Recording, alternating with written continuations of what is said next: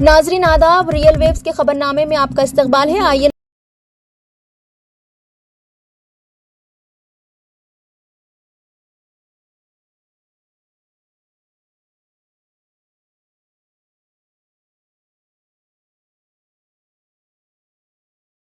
کتوں کے حملے میں ایک لڑکا شدید زخمی ہو گیا۔ یہ افسوسناک واقعہ میدک ٹاؤن میں پیش آیا۔ میدک ٹاؤن کے جمی کنٹا کالونی کا 4 سالہ شیخ تیمور کو چہارشنبے کے روز اس وقت کتوں نے حملہ کر دیا جب وہ مکان کے سامنے کھیل رہا تھا۔ کتوں کے حملے میں لڑکا شدید زخمی ہونے کی وجہ سے اسے گھر والوں نے میدک کے سرکاری ایریا اسپتال لے گئے اور بہتر علاج کے لیے حیدرآباد منتقل کیا گیا۔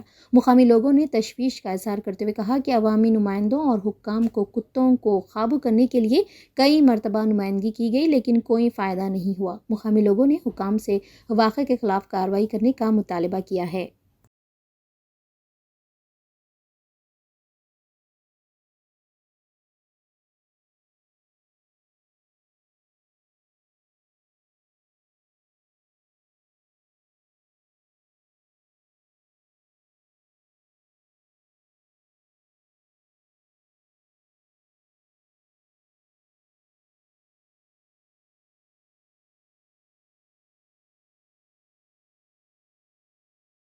حیدرآباد میں پیش آئے سڑک حادثے میں ایک لڑکی ہلاک ہو گئی۔ ایراگڈا علاقے کے بھرت نگر فلائی اوور سے ایک لڑکی اسکوٹی پر جا رہی تھی کہ واٹر ٹینکر نے اسے ٹکر دے دی۔ اس حادثے میں لڑکی اسکوٹی سے گر پڑی اور وہاں سے گزرنے والی RTC بس نے اسے رون دیا، جس کے نتیجے میں لڑکی کی موقع پر ہی موت واقع ہو گئی۔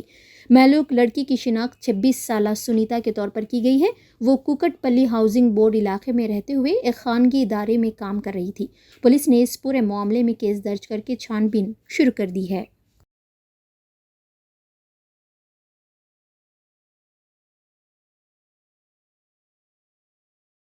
بلقیس بانو کیس کے 3 مجرم سپریم کورٹ سے رجوع ہوئے اور انہوں نے خود سپرد ہونے کے لیے کچھ وقت طلب کیا ہے۔ واضح رہے کہ بلقیس بانو کیس میں سپریم کورٹ نے گجرات حکومت کی جانب سے 11 قصورواروں کو بری کرنے کے فیصلے کو منسوخ کر دیا تھا اور 2 ہفتوں کے اندر ان تمام کو خود سپرد ہونے کی ہدایت دی تھی۔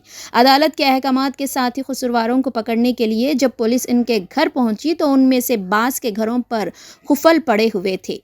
اس دوران آج 3 مجرموں نے سپریم کورٹ میں ایک درخواست داخل کرتے ہوئے انہیں خود سپرد ہونے کے لیے کچھ وقت دینے کی خواہش کی۔ ان مجرموں نے بتایا کہ ذاتی وجوہات کی بنا پر انہیں کچھ وقت چاہیے۔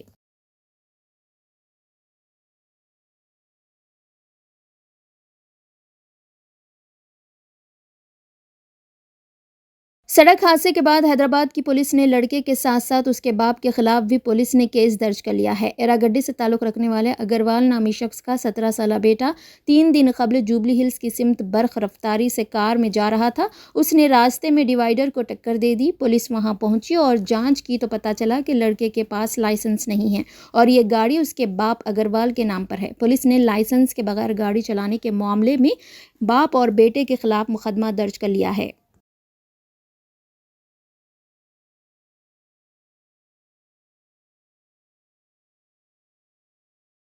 مرکزی حکومت نے ایودھیا میں رام مندر کے افتتاحی تقریب کے دن تمام سرکاری دفاتر اور اداروں کو آدھے دن کی چھٹی کا اعلان کیا ہے۔ بتایا جاتا ہے کہ ملک بھر میں ہزاروں لوگ اس مہینے کی 22 تاریخ کو منعقد ہونے والے رام مندر کے افتتاحی تقریب میں شرکت کرنے کا منصوبہ بنا رہے ہیں۔ اس تناظر میں مرکزی حکومت نے 22 جنوری پیر کو ملک کے تمام سرکاری دفاتر میں آدھے دن کی تعطیل کا اعلان کیا ہے۔ واضح کیا گیا کہ یہ چھٹی مرکزی حکومت کے زیر انتظام تمام دفاتر پر لاگو ہے۔ تقریب میں شرکت کی اجازت دینے کے لیے ملک میں تمام مرکزی حکومت کے دفاتر، مرکزی اداروں اور مرکزی صنعتی اداروں کو بند کرنے کا فیصلہ کیا گیا ہے۔ اس آدھے دن کی چھٹی کا اطلاق پروگرام کے مکمل ہونے تک ہوگا۔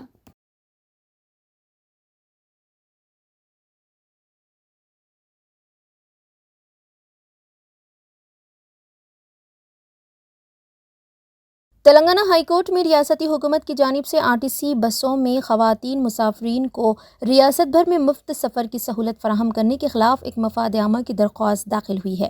حیدرآباد کے ناگول کے رہنے والے ایک خانگی ملازم ہریندر کمار نے ہائی کورٹ سے درخواست کی کہ وہ مفت بس سفر سے متعلق جاری GO 47 کو معطل کر دیا جائے۔ درخواست گزار نے کہا کہ ریاستی حکومت کو اس کی بسوں میں خواتین کو مفت سفر فراہم کرنے کی سہولت دینے کا کوئی اختیار نہیں ہے، کیونکہ اس سے مرد اور خواتین مسافرین میں امتیاز ہوتا ہے جو دستور کی خلاف ورزی ہے۔ درخواست گزار نے عدالت کو مطلع کیا کہ ریاستی حکومت نے محکمہ RTC کی مختلف بسوں میں خواتین کو مفت سفر کی سہولت فراہم کی ہے، جبکہ دوسرے مسافرین سے ان کی محنت کی کمائی ٹکٹس کے عوض حاصل کی جا رہی ہے۔ انہوں نے مزید بتایا کہ مفت سفر کی سہولت سے خاتون مسافرین کی تعداد میں بھی اضافہ ہو گیا ہے، جس سے دوسرے مسافرین کو مشکلات پیش آ رہی ہے اور خواتین غیر ضروری طور پر بسوں میں سفر کر رہی ہے۔ ہائی کورٹ میں اس درخواست پر 2 دن کے اندر سماعت ہو سکتی ہے۔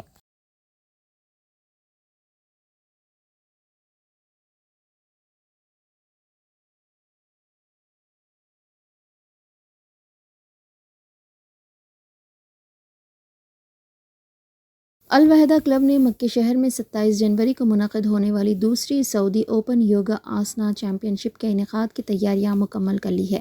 انگریزی روزنامہ عرب نیوز کے مطابق ان مقابلوں سے قبل کھلاڑیوں کے لیے ایک تربیتی کیمپ بھی منعقد کیا جائے گا۔ اس کیمپ میں مختلف عمر کے مرد و خواتین شرکت کریں گے۔ مقابلے 3 زمروں پر مشتمل ہوں گے۔ ہر زمرے میں 3 اعلیٰ مقام حاصل کرنے والوں کو نقد انعامات سے نوازا جائے گا۔ الوحدہ کلب یہ مقابلے سعودی یوگا کمیٹی کے اشتراک سے منعقد کر رہے ہیں، جس میں ایک قابل لحاظ تعداد کی شرکت کی امید کی جا رہی ہے۔ مقابلوں کے ججز تربیت یافتہ سعودی ہوں گے جنہوں نے ایشیا یوگا آسنا فیڈریشن سے ریفریز کی تربیت حاصل کی ہے۔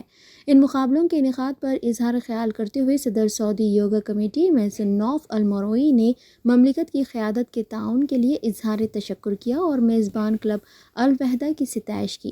نوف نے وزارت اسپورٹس مکہ برانچ کے ڈائریکٹر عمر المدنی اور ان کے معاونین سے بھی اظہار تشکر کیا۔